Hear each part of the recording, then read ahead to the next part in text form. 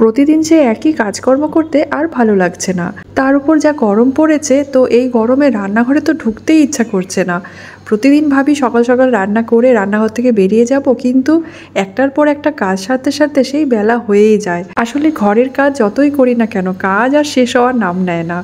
কখনো ভাবি যে আজকে একেবারেই শর্টকাটে রান্নাবান্না করব, বেশি কাজ করব না, একটু রেস্ট নেব, সেটা আর হয় না কোনো দিনই। কিছু না কিছু এক্সট্রা কাজ থেকেই যায়, প্রত্যেক দিনই হয় এটা। তো যাই হোক, আজকে শনিবার, নিরামিষ রান্নাবান্না করব। তো সেই কারণে আগে আমি ভিডিও শুরুতেই আপনারা দেখলেন মুগের ডাল করে নিয়েছি, একটু প্রেসারে সেদ্ধ করে ডালটা ফোড়ন দিয়ে দিয়েছি, সয়াবিন সেদ্ধ করে নিলাম, আর এদিকে উচ্ছেটা সেদ্ধ বসিয়ে দিলাম কুকারে। তো আজকে আলু আর সয়াবিনের একটা তরকারি করব। তো একদম সিম্পলভাবে আর খুব ইজিভাবে রান্নাটা আমি করব। তো চলুন আজকে এই সয়াবিনের রেসিপিটা কিভাবে করছি আপনাদের সাথে শেয়ার করি। এখানে আমি আগে মশলা করে নিচ্ছি, আদা, টমেটো আর কাঁচা লঙ্কা। তারপরে আলুটা কেটে নিয়েছিলাম ডুমো করে, ওর মধ্যে বেটে রাখা মশলাটা দিলাম, আর সয়াবিনটা আমি একটু নুন দিয়ে সেদ্ধ করে নিয়েছিলাম, সয়াবিনটাও দিয়ে দিলাম, আর তার সাথে দিলাম টক দই। এবার আমি দিয়ে দিচ্ছি হাফ চামচ করে জিরে গুঁড়ো, ধনে গুঁড়ো, আর দিলাম হলুদ, স্বাদ মতো নুন, আর এখানে মিষ্টির জন্য দিলাম গুড়ের পাউডার। খুব সামান্য দিয়ে দিলাম কাসুরি মেথি, আর 2 চামচ মতো দিয়ে দিলাম সর্ষের তেল। বেশ ভালো করে সমস্ত উপকরণগুলোকে একসাথে হাত দিয়ে প্রথমে আমি মেখে নেব, আর এটা আমি রেখে দেবো মোটামুটি আধ ঘন্টার জন্য।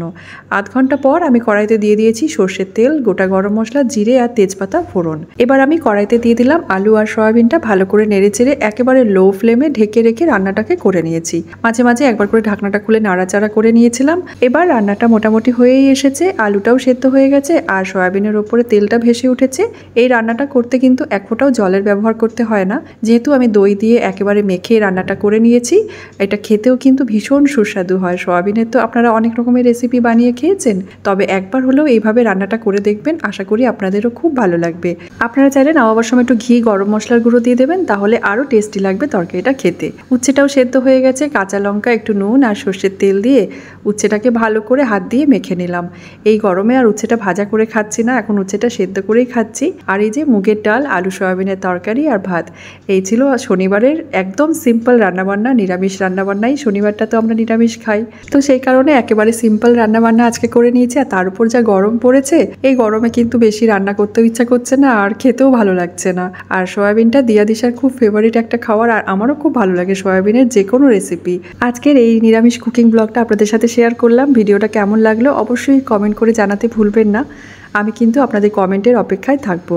আর এই গরমে আপনারা সবাই খুব ভালো থাকবেন, সুস্থ থাকবেন। দেখা হবে নেক্সট ব্লগে। ধন্যবাদ।